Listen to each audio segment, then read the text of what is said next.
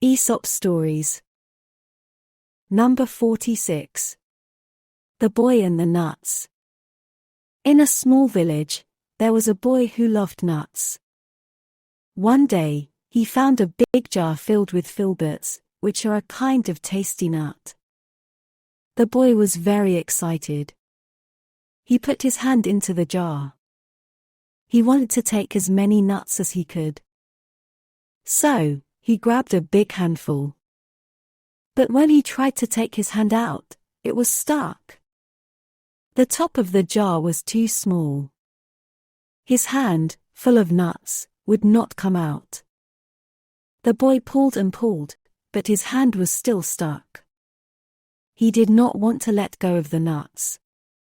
But he could not get his hand out of the jar. The boy started to cry. He really wanted those nuts, but now he could not have any. A man was walking by. He saw the boy with his hand in the jar. The man knew what to do. "Do not be sad," the man said to the boy. "Just take a few nuts. Not too many. Then your hand will come out." The boy listened to the man. He let go of some nuts. Now his hand was not so full. He tried again to pull it out. This time, his hand came out of the jar easily, with some nuts still in his grasp. The boy was happy again. He learned that if he did not try to take too much, he would not get stuck. The man smiled and said, "If you try for too much, you might end up with nothing. It is better to take a little and be happy." The boy thanked the man. He walked away, eating the nuts he had in his hand. He knew he would remember this lesson for a long time. Number 47. The Lion Who Fell in Love. In a sunny clearing near the woods, there lived a mighty lion. This lion had a big manner and a loud roar. He was the king of all he saw. But this lion had a secret: he was in love. Not far from the clearing was a small house. In this house, there lived a woodcutter and his daughter. The daughter was kind and beautiful, and the lion loved her from afar.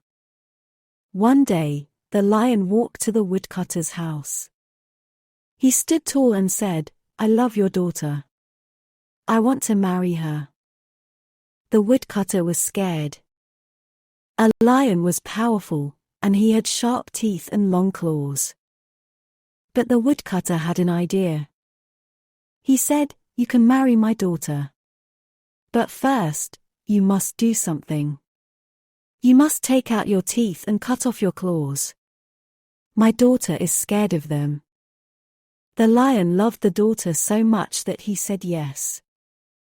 He went to the dentist and had his teeth taken out. He went to the vet and had his claws cut off. Now, the lion was not scary anymore. He had no teeth and no claws. He went back to the woodcutter's house. He was ready to marry the daughter. But the woodcutter was not scared now. He looked at the lion and did not see a king. He saw a lion with no teeth and no claws. The woodcutter took his club and chased the lion away into the woods. The lion learned a sad lesson. He gave up what made him strong. He did it for love, but it was a mistake. The woodcutter and his daughter never saw the lion again. And the lion lived the rest of his days quietly in the forest, remembering the time when he was the king. Number 48. The Farmer and the Snake. Once there was a farmer who lived in a small house with his family. Near their home, under the steps of their porch, there lived a snake. One sad day, the snake bit the farmer's little boy. The boy became very sick and then he died. The farmer and his family were very, very sad. The farmer was also angry. He wanted to make the snake go away forever. The next morning, he saw the snake come out of its hole. The farmer picked up his axe. He tried to hit the snake's head, but he swung too fast and missed. Instead of hitting the head, he cut off the end of the snake's tail. The snake hissed and went back into its hole. The farmer was still afraid. He did not want the snake to bite again. He thought about how to fix things. After a few days, the farmer had an idea. "I will make peace with the snake," he said. He took some bread and salt and put them near the snake's hole. But the snake did not want bread and salt. The snake looked at the farmer and hissed again. "You cut my tail," said the snake. "I cannot forget that. And you cannot forget your little boy." The farmer knew the snake was right. They could not be friends. They would always remember what happened. The farmer never tried to make peace with the snake again. He and the snake lived near each other, but they did not forget. The farmer always remembered his little boy. And the snake always remembered its tail. Number 49. The wolf who pretended to be a sheep. Once in a green, grassy field, there lived a hungry wolf. He was always looking for food but could not catch any sheep. The sheep were in a safe place with a shepherd. The wolf had an idea. "If I look like a sheep, I can get close to them," he thought. So, he found the skin of a sheep and put it on. Now he looked just like a sheep. He walked into the field and joined the flock. The sheep did not know he was a wolf. The shepherd did not know either. The wolf was happy. "Now I can eat whenever I want," he thought. In the evening, the shepherd took all the sheep into a pen. He closed the gate so they would be safe. The wolf was inside too. He thought, "This is perfect. I will eat a sheep tonight." But something went wrong for the wolf. That night, the shepherd needed meat for the next day. He came back to the pen with a knife. He looked at the sheep. It was dark, and he did not see well.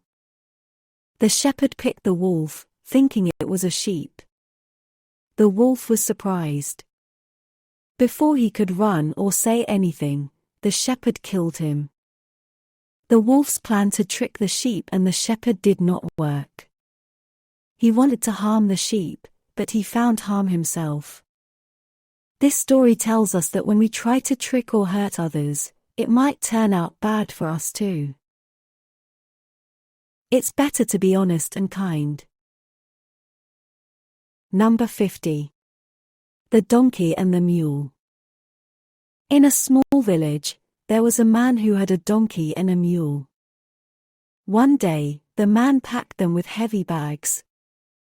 They had to carry these bags on a long journey. The journey started easy. They walked on flat, easy roads. The donkey and the mule carried their loads well. But then, they reached a mountain. The road went up and up. It was very steep. The donkey started to feel tired. His bags felt too heavy. He said to the mule, "Please, can you help me? My bags are too heavy. Can you take just a little of my load?" The mule was strong. He carried his bags easily. But he did not want to help. He said, "No, I have my own bags. You must carry your own." The donkey was very sad. He tried to keep going. But he was too tired.